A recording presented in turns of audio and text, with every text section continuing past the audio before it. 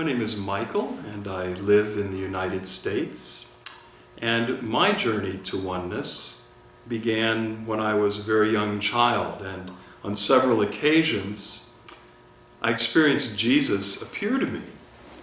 And my family was Episcopalian, so there really wasn't any reinforcement for mystical experiences in the church I grew up in. You were allowed to have them, but don't talk about them. So by the time I was a teenager, I'd really forgotten about those visitations from Christ in my early childhood. But when I was 17 years old, something really remarkable happened to me. And one day I experienced the world stop, time stopped.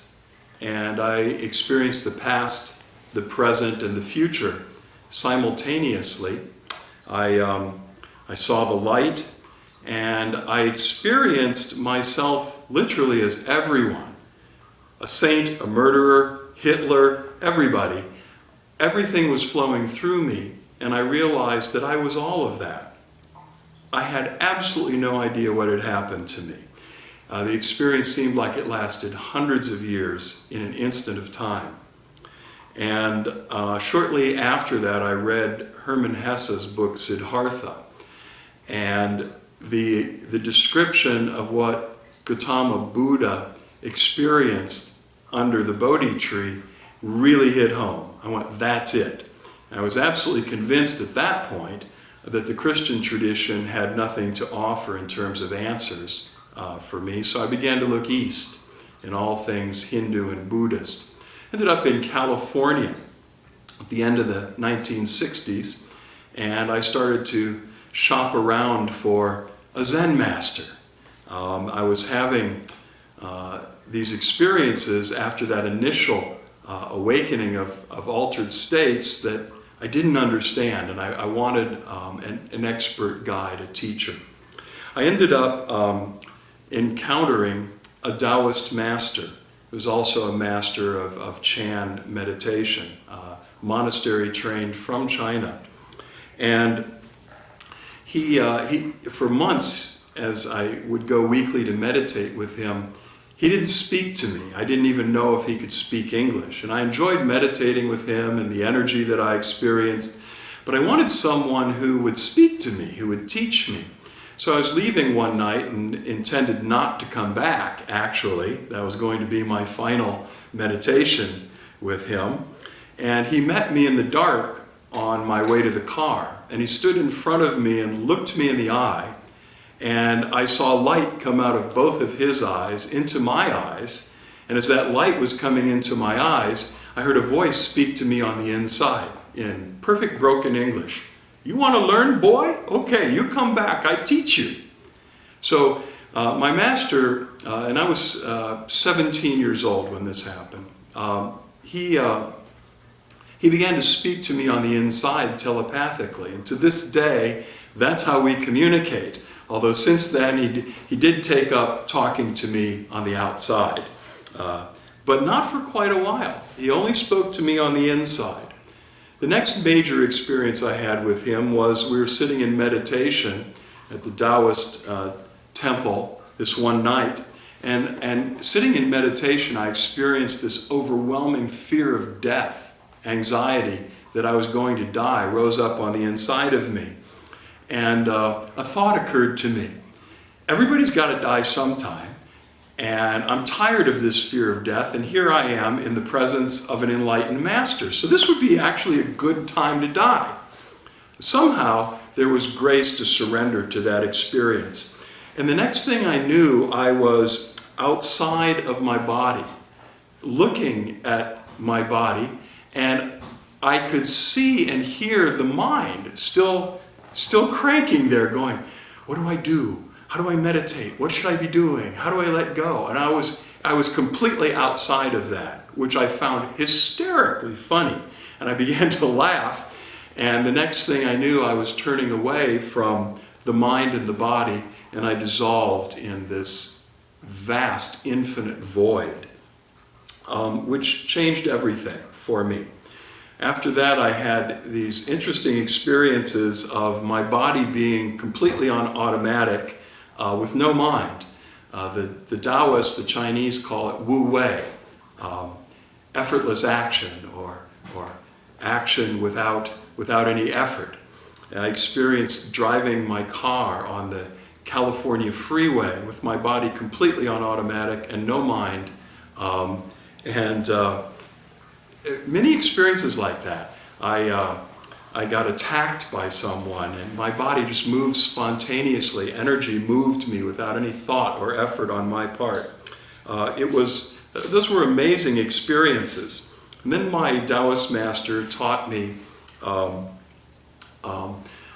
initiated me in a practice which is essentially a Taoist Chinese form of Kundalini Yoga.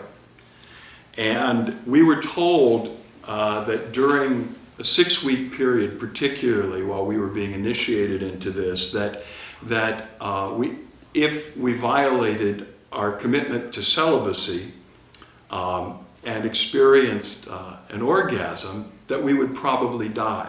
So I was 2 weeks into this 6-week journey, and I had just finished doing this exercise, and I began to meditate, and I experienced this tremendously overwhelming arousal of energy, of a sexual nature. And it terrified me because it was so overwhelming and so powerful that I knew it was completely out of my control. And of course I was afraid that if I experienced some kind of a climactic release that I would die. Well, it built up to this crescendo, and sure enough, it exploded. But much to my surprise, this orgasmic energy, instead of going out, surged up my spine into my brain, and it lit up. My brain lit up, and it went through the top of my head, and it began to pour down the front of my body.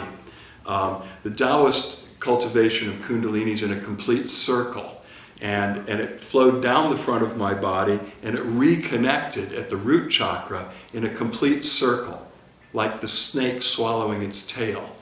And the Kundalini energy began to move in a feedback loop, faster and faster, like electrons spinning around a nucleus. And what happened is it felt like 1,000,000 volts going through me, and the world completely disappeared. And I experienced holding in my hands a golden ball. And that golden ball felt like it was the entire universe. My life changed at that point. I began to experience the world as a sea of energy in a constant state of change. I began to see auras. And I didn't sleep, actually, for the next 6 months. I lay in bed all night, and I could hear people's conversations in their houses up to like a half a mile away. Very difficult adjustment.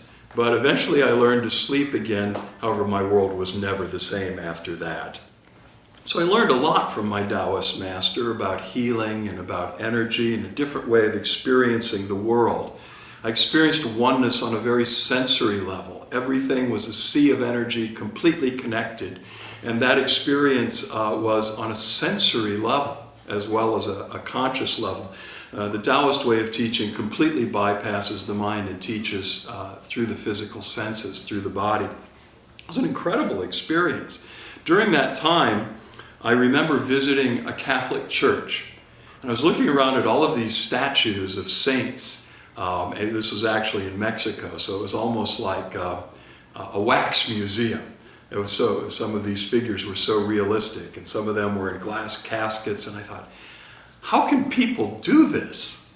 And as soon as that thought crossed my mind, it was the next time I saw this golden ball, this very large this time, manifested in front of me, and I saw Christ step out of it, and he said to me, "Seek first the kingdom of God, and all of these things you're looking for will be added, will be given to you." That began to change the focus for me. And I began to seek for the divine, because in Taoism we never talked about God. We talked about consciousness and the Tao and energy. During that time, I met this old man in Hollywood Park at about 2 o'clock in the morning. My friends had told me about him. They said he was an old beggar, guy with a gray beard, and he asked them for money, and they laughed how they ignored him and didn't give him anything because, he was just a beggar. It really interested me, and that night on my way home from a friend's house, I was walking through Hollywood Park at 2 in the morning, North Hollywood Park, which isn't a great idea, especially in those days. And here was this old man in the dark calling out to me. And he called me over, and for some reason I went. And he asked me for money to eat, and I gave him some. And when I handed him the money, he reached out and he grabbed my hands, and he looked into my eyes, and there was just fire burning in his eyes. And he said, "I'll see you again, brother."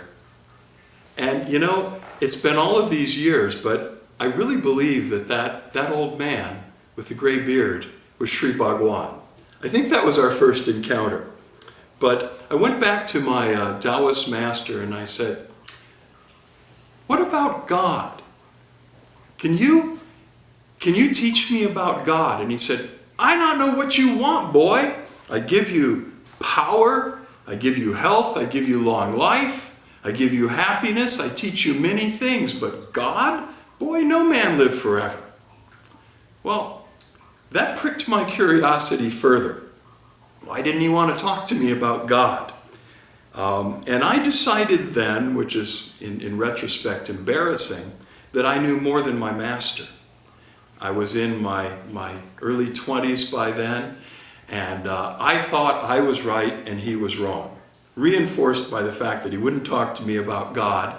And I drew back from him, and I walked away for a number of years thinking that I knew better than he did. What I didn't know then is that Taoists won't talk about anything you haven't directly experienced first, so as to not create a concept. Since I didn't know God, he wasn't going to talk to me about it. Many years later, I came back with my tail between my legs, said, "Oh, I was a young fool. I'm so sorry." And he began to talk to me about God, and I was puzzled. And he said, "Well, you see, Michael, back then, you didn't know what we're talking about now. But you go deep enough inside, and you come to this place on the inside that's pure love." And he said, "That God, now we can talk about it." Well, when I left him in my early 20s, it took me on many adventures. I spent time with the Tibetans, with Kala Rinpoche, spent time with Swami Muktananda, received Shaktipat from him, experienced my breath and my heart stopping, my heart chakra exploding in light, and I heard this voice inside of me that was me saying, "Why do you keep looking for me on the outside? I live on the inside of you as you." And I experienced that divine union then and went into samadhi. But I kept searching. That led me to a couple of years where I actually lived like a sadhu, wandered barefoot, slept in the woods.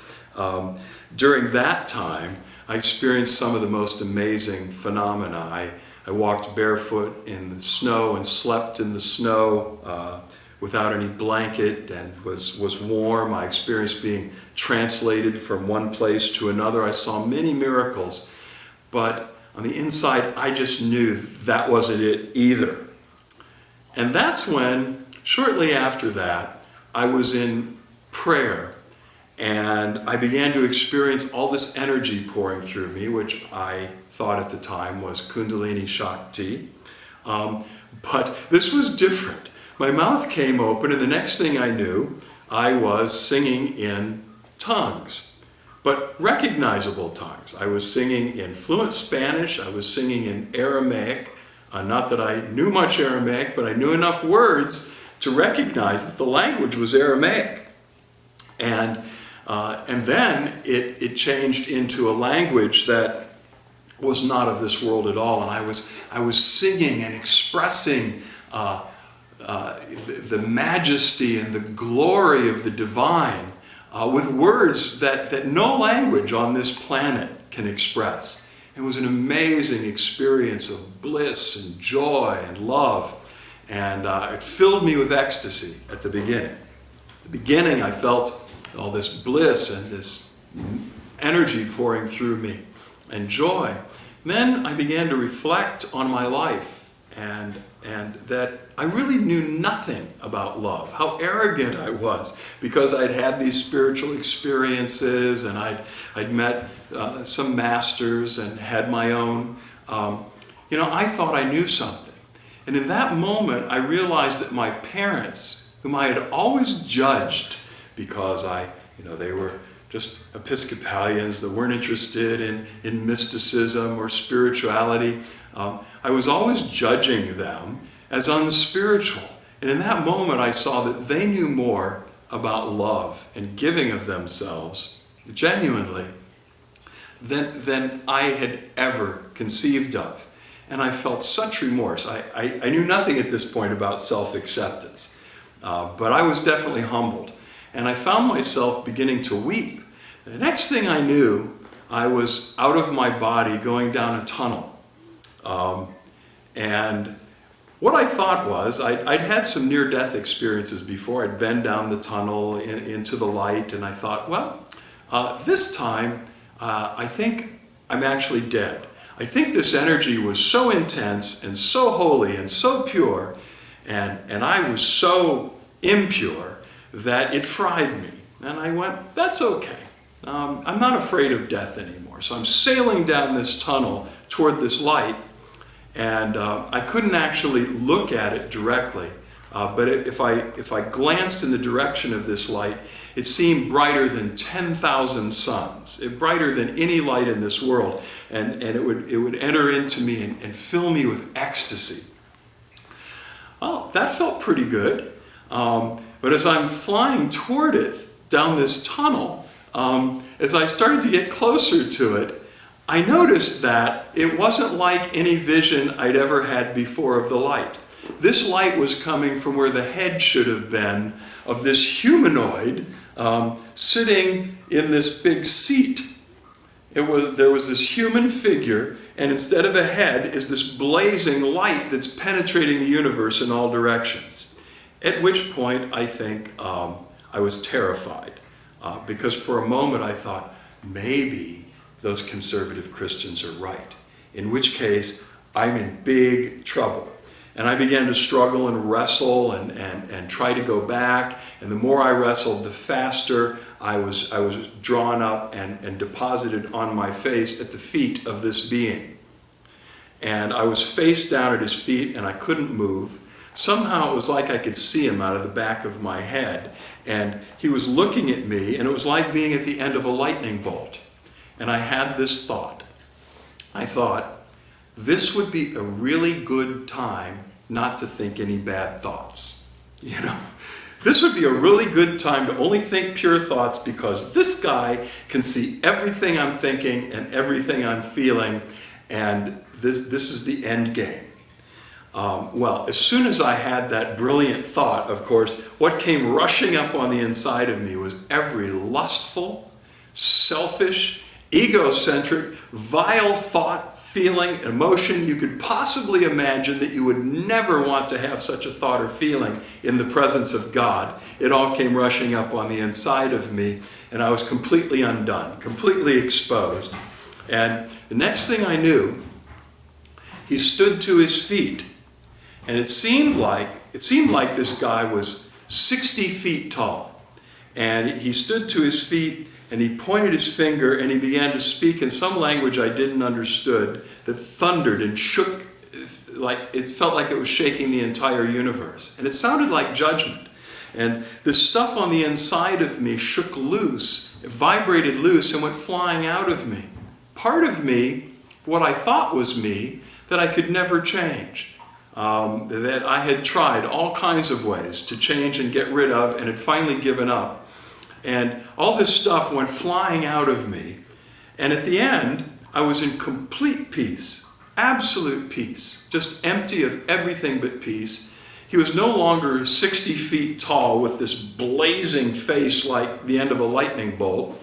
He seemed like he was like 5'10". His face had a soft glow, very gentle.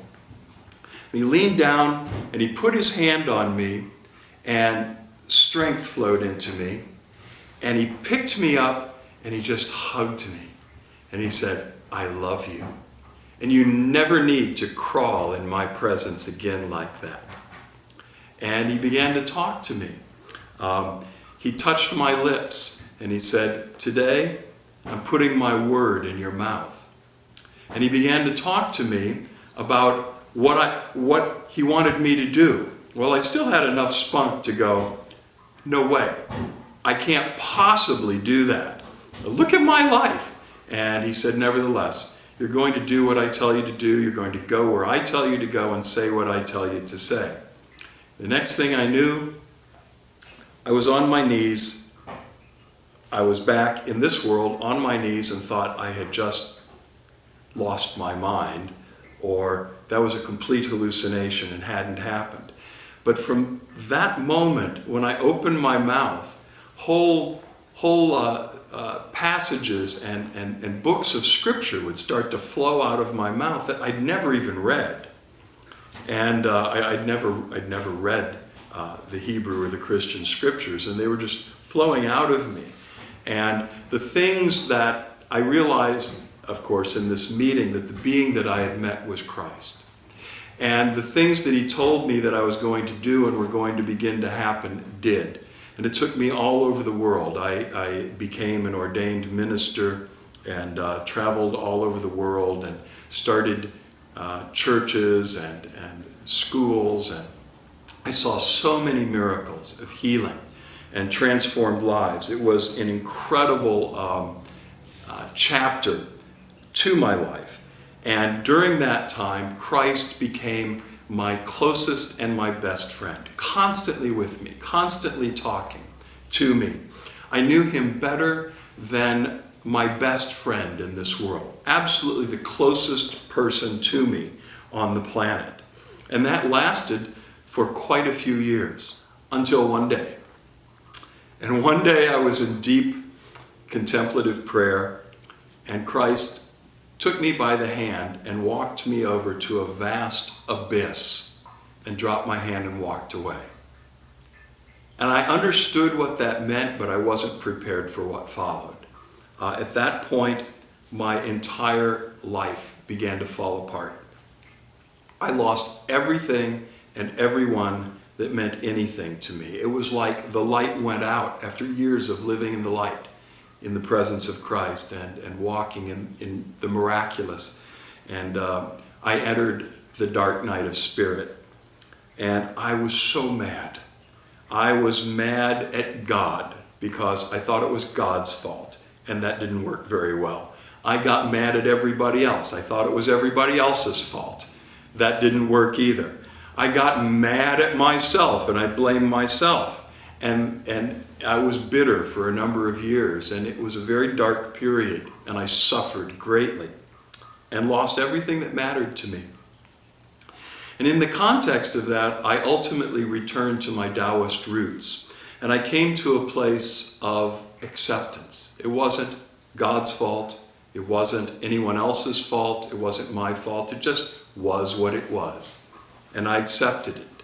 And I was at peace with what was, but with tremendous pain on the inside because of the loss that I'd experienced and the pain that I was feeling on the inside, the emotional charges.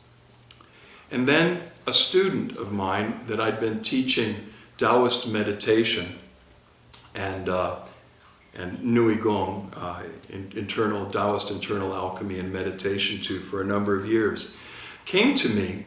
He'd been my student for about 15 years. He came and told me about this thing called Diksha, which we now call the Oneness blessing. And this avatar in India, Sri Bhagwan, and how he was transmitting the grace of awakening into oneness, and how he had a vision to help awaken humanity and bring about a global shift in consciousness. I thought, well, that's pretty far-fetched, you know? I think my tongue must have been so firmly in my cheek, he could have seen it from across the room. But I said, you know, anything's possible. So here's what I propose. if this is real, if this guy is really an avatar who was born in the very highest state of consciousness, in oneness, and he has this grace and he has this intention, this vision to awaken humanity, then let's pray. And let's ask him to show us, because I learned from my Taoist master when I was very, very young, Chinese expression, talk cheap, you show me. So my friend said, well, I can't give you Diksha, I'm not a Diksha giver. I said, you don't need to. If Sri Bhagwan is who you say he is, then we're going to pray and he'll hear us. So Suzanne, my wife, and my student and I all sat together and prayed. And the prayer was pretty irreverent. I said, Sri Bhagwan, with all due respect, the Taoists say, talk cheap, you show me. So if this is true, and you are who they say you are, and you're here to do, and you can do what they say, then I am with you. But I don't have any time to waste at this point in my life. So please show us now, and that's that. Well, the instant we prayed, the room was filled with this amazing energy. I mean, just like that, from the other side of the world, Bhagwan answered. And the room was filled with this incredible energy. And it lifted me initially into a very divine state of consciousness for about 20 minutes. Which, if that's all it had done, I probably would not have been won over so easily. But after 20 minutes in this very, very beautiful state, divine state of awareness, the energy, the presence, shot me deep into the unconscious mind. And there I experienced Sri Bhagwan bringing up the emotional charges that were the cause of my suffering. And I saw them begin to come into the light of awareness and begin to dissolve. And I went, that is it. That is the dark underbelly of the spiritual journey. That's the part we don't like to talk about. That's the hard part, is surfacing and clearing these deep charges in the unconscious. And I knew that there's no method for doing that. There's no technique. There's no technology. It's pure grace. This much I knew.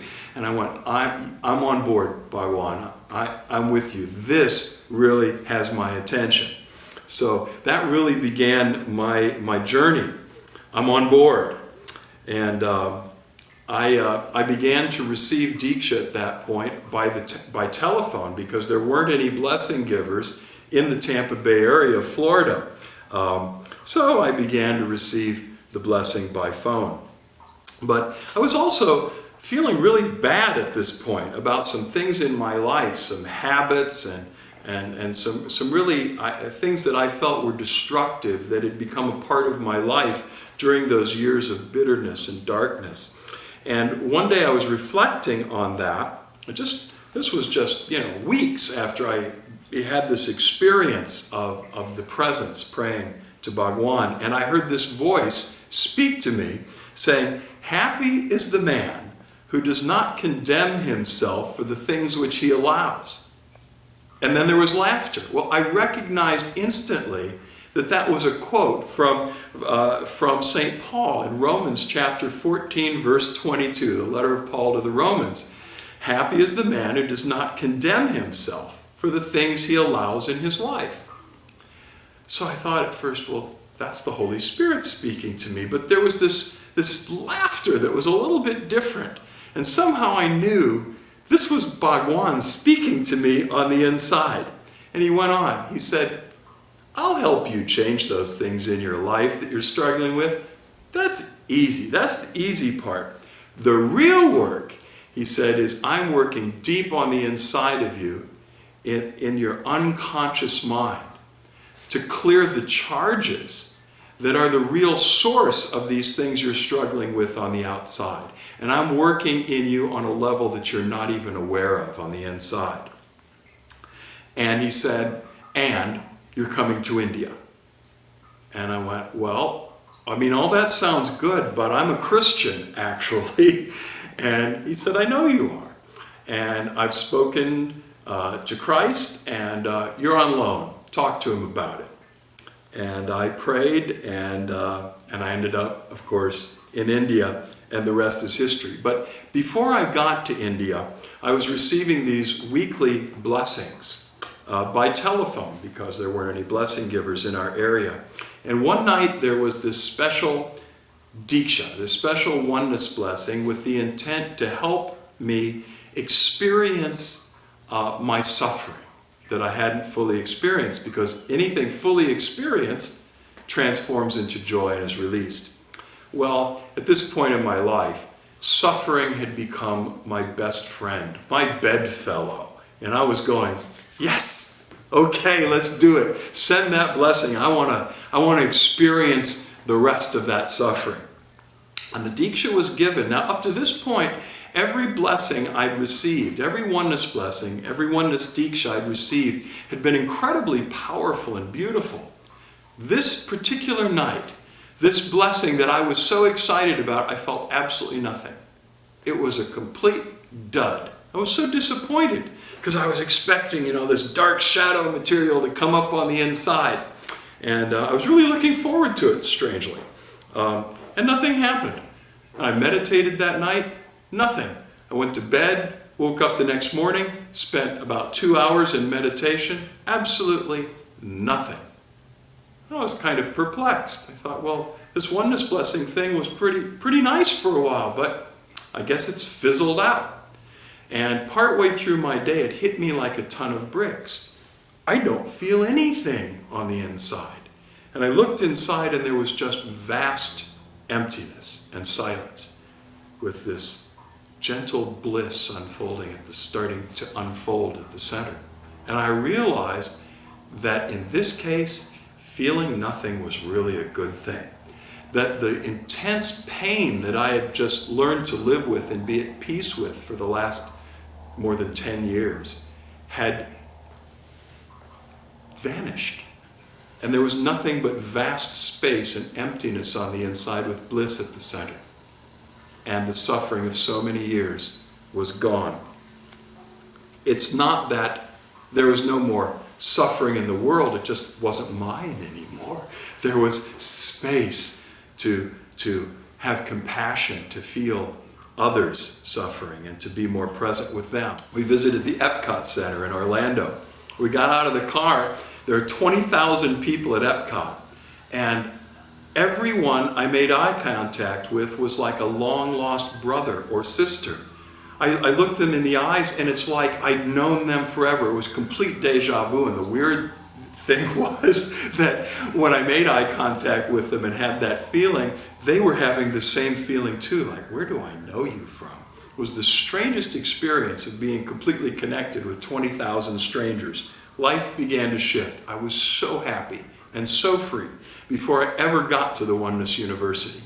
I just wanted to go through the 21-day process and be initiated so that I could share this incredible energy and blessing with others. I didn't care if I never had any more experiences at all. I felt like I was the happiest, most grateful man alive on earth before I ever got to the Oneness University and was initiated.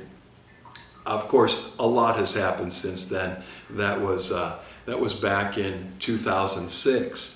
So how is it now? What's life like now? Actually, nothing special at all.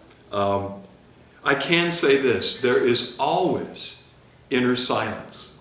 No matter what's going on, there's always pure, vast silence on the inside that I'm aware of and feel. Silence, inner silence with awareness. And there, of course, their thoughts and charges will continue to flow through in silent awareness.